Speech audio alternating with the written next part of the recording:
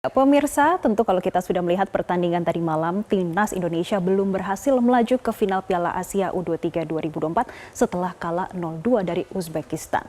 Namun kekalahan Timnas Indonesia memang diwarnai drama dan beberapa keputusan kontroversial wasit, diantaranya kartu merah dan menganulir gol Timnas Indonesia. Yang kini menjadi pertanyaan adalah apakah masih ada harapan Timnas Garuda melaju ke Olimpiade Paris 2024? Berikut ulasannya untuk Anda. Jadi pemirsa, kita lihat untuk di slide pertama, ini adalah hasil dari pertandingan tadi malam.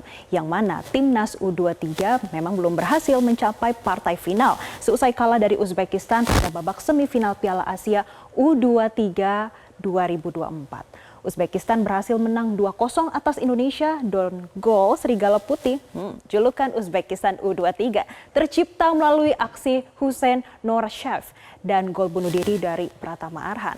Meski demikian, peluang Indonesia menembus Olimpiade Paris 2024 masih bisa didapatkan melalui perebutan tempat ketiga.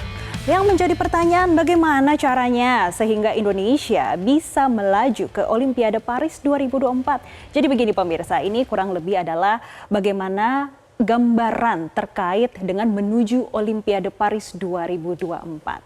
Kalau kita lihat duel semifinal Piala Asia U23 2024 antara Timnas U23 Indonesia versus Uzbekistan di Stadion Abdullah bin Khalifa, Doha, Qatar berakhir dengan kedudukan 0-2. Dan kalau kita lihat selang beberapa jam, jadi tadi malam pemirsa di 00.30 waktu Indonesia Barat, ini Jepang juga menyusul kesuksesan Uzbekistan untuk melangkah ke final Piala Asia U23 2024. Yang mana laga Timnas U23 Jepang versus Irak pada semifinal Asia U23 tadi malam ini berlangsung di Stadion Jassim bin Ahmad, Qatar pada Selasa dini hari, yang mana Jepang sukses menyegel tiket laga puncak Piala Asia U23 2024 usai mengalahkan Irak dengan skor 2-0. Jadi pemirsa, kalau kita melihat ada dua pertandingan tadi malam, ini artinya dari kedua pertandingan tadi malam, Uzbekistan ini akan berhadapan dengan Jepang ini pada laga final yang akan berlangsung pada Jumat 3 Mei 2024. Sedangkan Indonesia nanti akan menghadapi Irak. Bagaimana? Jadi ini artinya masih ada jalan menuju Olimpiade Paris 2024. Jadi sekarang posisinya di Indonesia nih, seperti ini nih pemirsa, menang atau kalah nantinya. Dan ini artinya masih ada harapan Timnas untuk U23 untuk lolos ke Paris 2024 karena satu tiket ini otomatis tersisa untuk wakil Asia di Olimpiade 2024 dan akan dipertaruhkan dalam partai perebut tempat ketiga Piala Asia U23 2024. Di sini pemirsa, ini antara Irak versus Indonesia pada Kamis 2 Mei 2024. Nah, di sisi lain pemirsa, kalau kita melihat gambaran dari bagan ini, bagaimana posisinya jika nanti memang kalah? Kalau memang nanti kalah, tim yang kalah akan dalam laga perebutan tempat ketiga Piala Asia U23 2024 masih bisa mengadu peruntungannya, yaitu dengan laga playoff versus wakil Afrika, yaitu Guyana, untuk memperebutkan satu tiket terakhir Olimpiade Paris 2024. Jadi memang masih ada dua kesempatan, tapi tentunya kita berharap di Kamis mendatang Timnas Garuda bisa memenangkannya. Dan sekarang pertanyaannya, bagaimana sih highlights pertandingan tadi malam? Kita lihat bersama pemirsa. Untuk highlights pertandingan tadi malam, kalau kita lihat netizen sudah mulai membahas ya pemirsa, karena ada beberapa drama yang mana kalau kita lihat highlights-nya, kekalahan Timnas Indonesia diwarnai beberapa keputusan kontroversial wasit.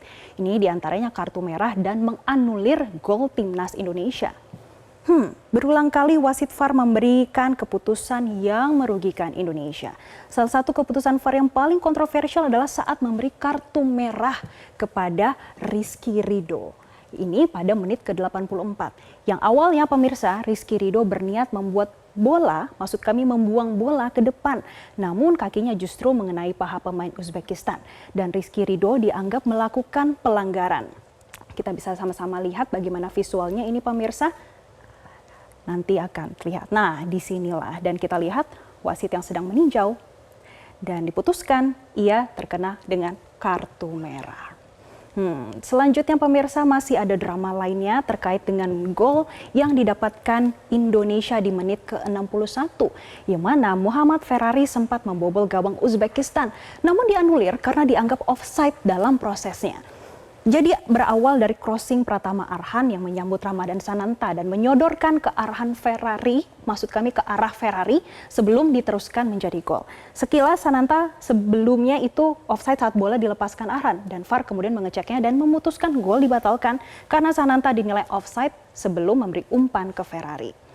Dan ada hal lainnya yang menjadi highlights dari pertandingan tadi malam, yaitu pertandingan tadi malam terutama pada menit ke-87 yang mana Pratama Arhan membuat gol bunuh diri.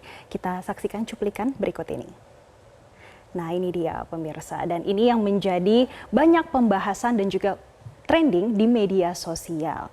Dan selain adanya terkait dengan highlights dari pertandingan tadi malam, kita juga melihat bagaimana sebetulnya mendapatkan apresiasi ini. Memang belum berhasil, namun pengamat sepak bola nasional Kesit Budi Handoyo mengapresiasi prestasi Timnas Indonesia U23 di ajang U23 Qatar 2024. Karena menurut Kesit, Timnas Garuda telah tampil membanggakan dengan mengukir sejarah di AFC U23 sebagai debut yang berhasil lolos hingga semifinal. Namun memang di sisi lain Kesit menyatakan kalau Uzbekistan adalah lawan yang berat karena U23 Uzbekistan mencatatkan nilai sempurna dan sama sekali belum kebobolan di kompetisi ini. Dan pemirsa, sebetulnya kalau kita melihat perjalanan Timnas Indonesia di ajang Piala Asia U23 sampai di semifinal memang menorehkan berbagai catatan impresif dalam perjalanannya. Kita lihat ada beberapa catatan yang impresif tersebut. Ini mulai dari pertama kalinya Indonesia ikut serta dalam Piala Asia U23 tahun 2023-2024, kemudian kemenangan pertama atas Australia di babak penyisihan grup A, kemudian ada yang melaju ke babak perempat final setelah menjadi runner-up grup A dan juga satu-satunya tim yang bisa memasukkan gol dan mengalahkan Korea Selatan dan melaju ke babak semifinal. Ini capaian pada Piala Asia di tahun ini ya pemirsa. Dan selanjutnya tentunya keberhasilan Timnas Garuda ini tidak terlepas dari peran pelatih Timnas Indonesia yaitu Shin Tae-yong. Pelatih asal Korea tersebut mampu membawa Indonesia lolos ke semifinal Piala Asia U23 2024. Dan hal tersebut adalah catatan spesial karena Indonesia berstatus debutan. Bahkan tidak hanya pada level U23, performa Timnas Indonesia pada level senior juga membaik. Indonesia baru saja lolos ke babak gugur Piala Asia 2023 dan Indonesia juga berpeluang lolos ronde ketiga kualifikasi Piala Dunia 2026.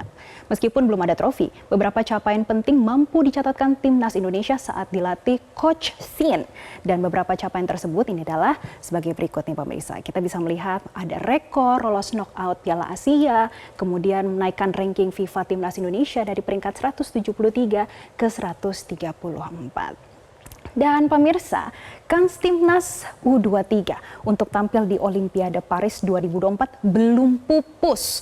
Masih ada dua skenario yang tersisa dapat dimanfaatkan skuad Garuda Muda mengunci tiket kualifikasi. Namun apa saja sebetulnya catatan dari pertandingan tadi malam? Dan untuk selengkapnya kami bergabung dengan Zainuddin Amali selaku Wakil Ketua Umum PSSI. Pak Amali, selamat siang. Ya, selamat siang. Pak Amali, kalau kita melihat pertandingan tadi malam, kalau dari Bapak sendiri ada catatan khusus Kak, Pak? Apa sih yang membuat Indonesia bisa takluk atas Uzbekistan, Pak? Ya, kalau kita lihat ya dalam pertandingan semalam itu kan awalnya masih berimbang sampai babak pertama ya. Kemudian kita mendapatkan kesempatan untuk membuat gol melalui Ferrari.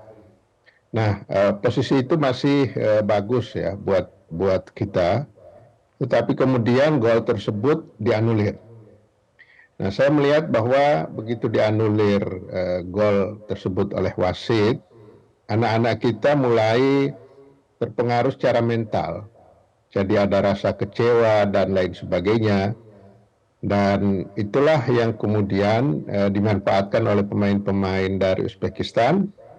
Dan mereka sampai mendapatkan gol beberapa menit kemudian. Nah, kalau dilihat setelah itu juga anak-anak mulai hilang konsentrasi, mulai tidak sabar dan lain sebagainya yang tadinya sabar, disiplin, sampai akhirnya juga ada gol bunuh diri. Nah, kalau dilihat dari perjalanan pertandingan semalam, memang kita harus akui bahwa Uzbekistan ya dia di atas kita lah. Memang dan dari torehan statistiknya juga akan dia berada di atas kita, tetapi kita harus apresiasi anak-anak melakukan perlawanan ya, memberikan perlawanan yang luar biasa dan tidak mudah buat Uzbekistan mengalahkan tim debutan timnas kita. Nah, mudah-mudahan mereka segera melupakan kekalahan ini sehingga bersiap untuk laga berikutnya. Dan sebagaimana yang juga disoroti oleh berbagai pihak tentang kepemimpinan wasit yang kita tahu bahwa ada beberapa kontroversi ya, tapi ya sudahlah, memang wasitlah yang berkuasa di lapangan. Juga itulah keputusannya. Yang pertama dari menganulir golnya Ferrari.